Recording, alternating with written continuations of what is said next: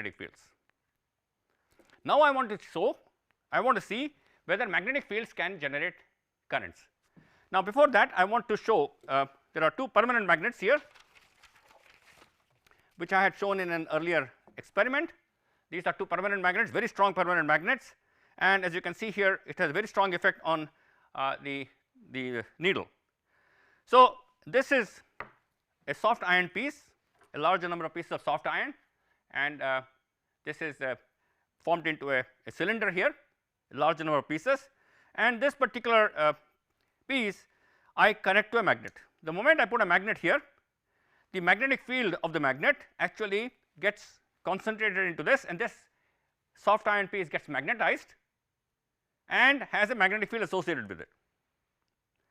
So this is now becoming a little long magnet. So what I want to see is whether this magnetic field produced by this structure can generate electric currents. Now for this what I have done is, here I show you a galvanometer. You can see here in the other part there is a galvanometer, there is another solenoid, and this solenoid is connected to the galvanometer. So this is one terminal of the solenoid, another terminal of the solenoid. There is no source of current in the solenoid, and so the galvanometer is showing 0 reading. The galvanometer can shift to the right or to the left depending on the direction of the current. For one direction of current, the needle will shift to the right. For a reverse direction of the current, the needle shifts to the left. So depending on the direction of the current, the needle of the galvanometer will shift to the right or to the left, and so we will now investigate this. So this magnet now, what I want to do is I want to put this inside this solenoid, so that the magnetic field associated with the solenoid, so there is a magnetic field which is connected to the solenoid.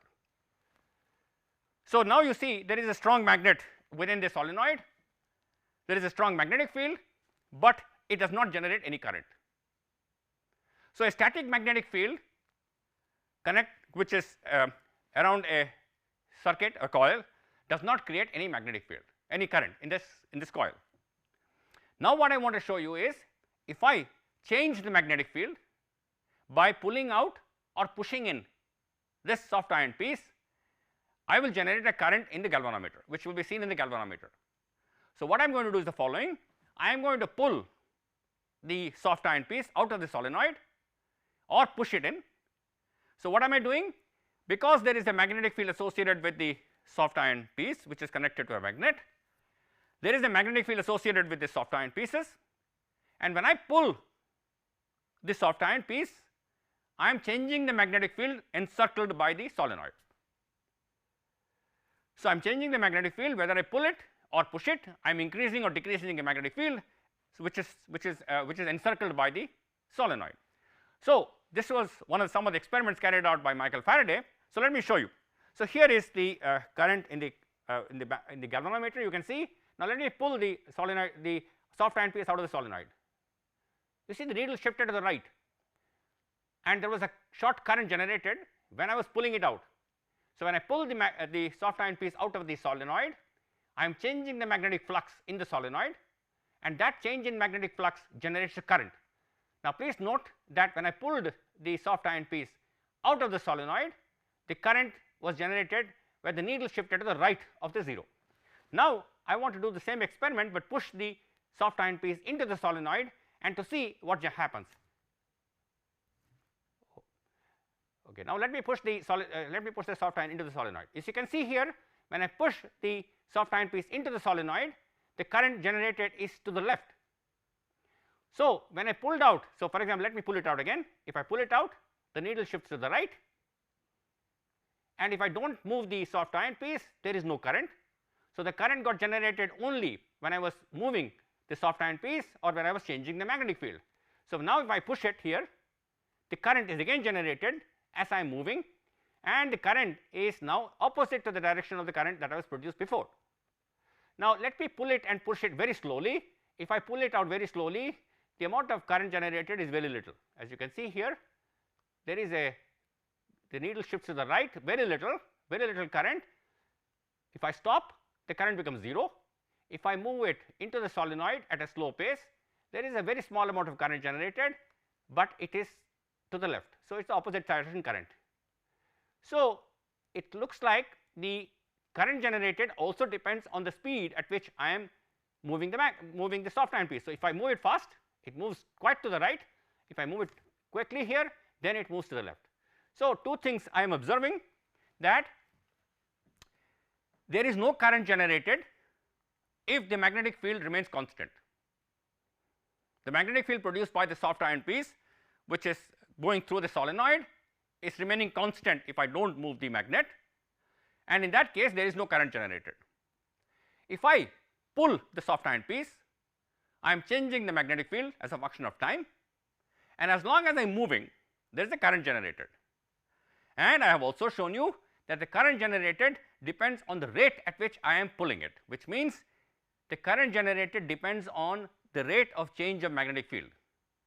Now, we will quantify this through equations a little later, but it is important to notice that the current generated in the circuit depends on the rate of change of magnetic field.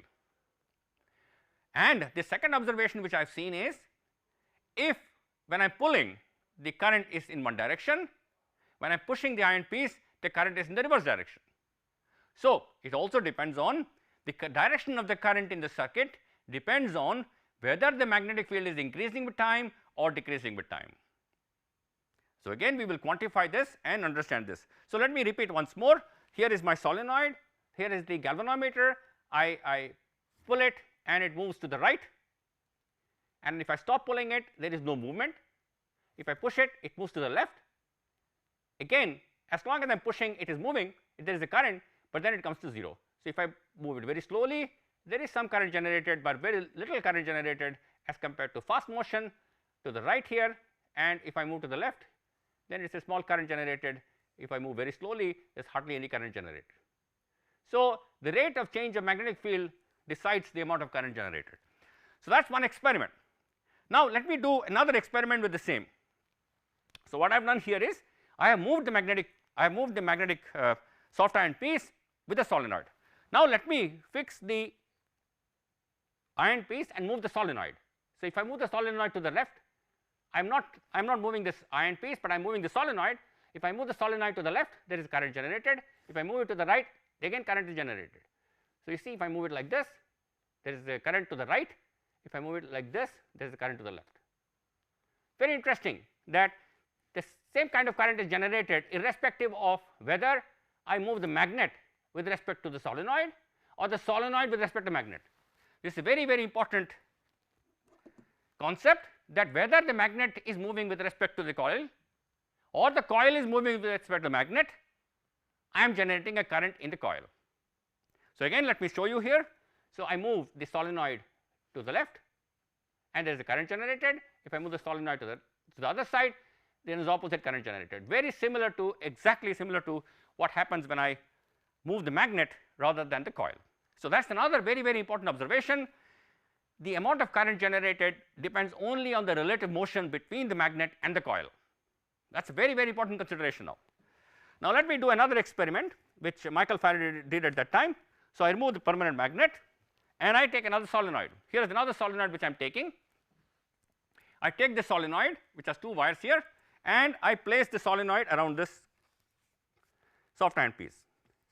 So, let me remind you that if I connect this to a current source, if I connect the solenoid to a current source, that current source will pass current through this small solenoid. That small solenoid will then generate a magnetic field.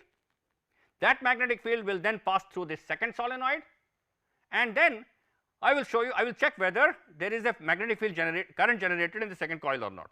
So, for this I take a battery, this is a battery here, 9-volt battery.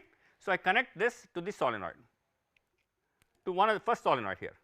So, you see, when I connect, there is a movement, when I disconnect there is a movement, but when there is constant current, for example here I am constantly passing a current, there is no current in the second solenoid. If I disconnect, there is a current in the solenoid connected to the galvanometer.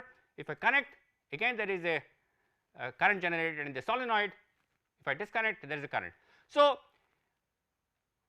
I do not need a magnet to generate a current in the solenoid, a current which is passing through the solenoid generates a magnetic field. That magnetic field is encircled by this solenoid, which is connected to galvanometer. So, when I connect this first solenoid into the battery source, I pass a current through the solenoid, and that current generates a magnetic field, and only you can see here the current is there only when I connect at the point of connection or when I disconnect.